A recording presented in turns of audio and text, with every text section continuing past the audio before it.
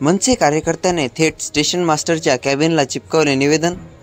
Parbhani railway स्थानकावरील सर्व विकास कामे, विशेषतः सर्व प्लॅटफॉर्मवरील लिफ्ट व एस्केलेटर तातडीने सुरू करण्यात यावे या मागणीसाठी महाराष्ट्र नवनिर्माण सेनेचे श्रीनिवास लाहोटी यांनी निवेदन तयार केले होते।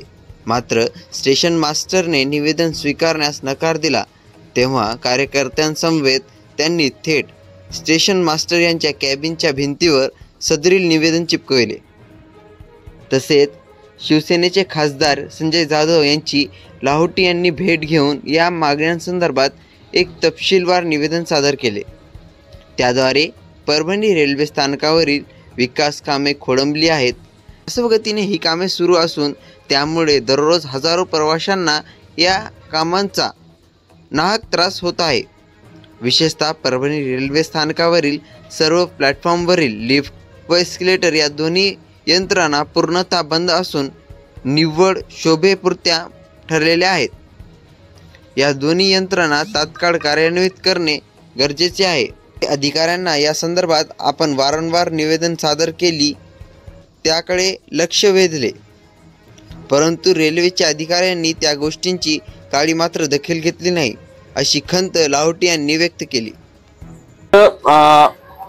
इथल्या ॲक्सिलेटर आणि विकास काम आणि कमीत कमी 5 वर्षापासून बांधून तयार असलेला तो ब्रिज या संदर्भात प्रामुख्याने गेले 5 वर्ष मी भांडत आहे आणि काही कारण किंवा प्रश्न विचारण्यासाठी आम्ही रेल्वे अधिकाऱ्यांना फोन करतो, तर ते म्हणतात की आम्ही मालक आहे वगैरे वगैरे वगैरे, ते सगळ्या अशा आरोगंटली ते करतात। असो, कदाचित त्या बायकोसोबत त्यांचं काहीतरी भांडण झालं असेल त्या दिवशी, म्हणून ते मला राग काढला। त्याच्यानंतर आज आम्ही एक निवेदन तयार केलं। RPF PI DRM नांदेड आणि जनरल मॅनेजर सिकंदराबाद हा भाग ज्यांच्या अंडरमध्ये येतो त्या तिघांना निवेदन पाठवणार आहे। प्राथमिक स्वरूपावर आम्ही स्टेशन प्रबंधक म्हणजे स्टेशन मास्टर अरविंद इंगोले साहेब यांना निवेदन देण्यासाठी आलो, पण त्यांनी सांगितलं की मला निवेदन घेण्याचा अधिकार नाही, मी निवेदन तुमचं घेऊ शकत नाही।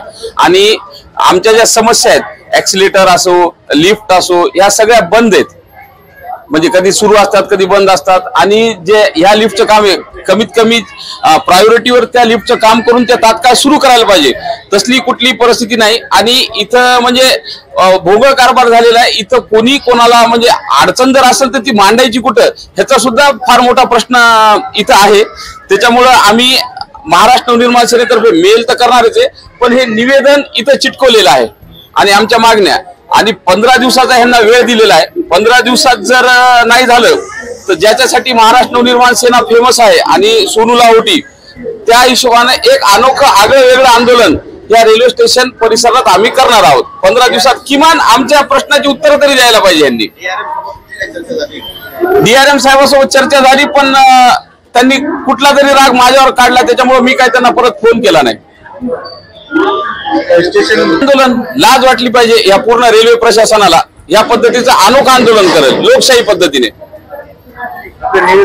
अधिकार नाही म्हणतात त्यांना, हे सगळं तोंडीच व्हायला की अधिकार नाही वगैरे वगैरे, पण असं कुठला ठोस पुरावा नाही की ह्या कारणास्तव ह्या नियमानं मला अधिकार नाही तुमचं निवेदन स्वीकारण्याचं, असं दाखवत नाही। किती वाद घालावं काय घालावं ठीक आहे, असो। एक पत्र इथं देऊन टाकलेले आणि RPF PI साहेबांना अजून कुठल्या ह्यांच्या गोष्टी असतील तर त्या सगळ्यांना मेलवर व्हॉट्सअपद्वारे हे पत्र मी मेल करणार आहे।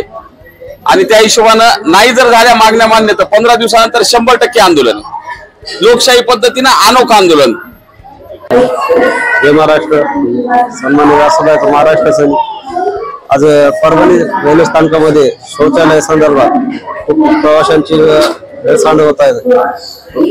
परभणी रेल्वे स्थानकातलं शौचालय बंद खूप दिवस झाले बंद आहे, त्यामुळे अपंगांना आणि स्त्रियांना खूप मोठा त्रास सहन करावा लागत आहे। त्याकरिता आमची एवढी मागणी आहे, परभणी रेल्वे स्थानकातील शौचालय तात्काळ लवकर चालू करण्यात यावे, अन्यथा आमचे मनसे नेते सोनूभाऊ लाहोटी जिल्हा संघटक आम्ही सर्व मिळून आंदोलन छेडू। जय महाराष्ट्र।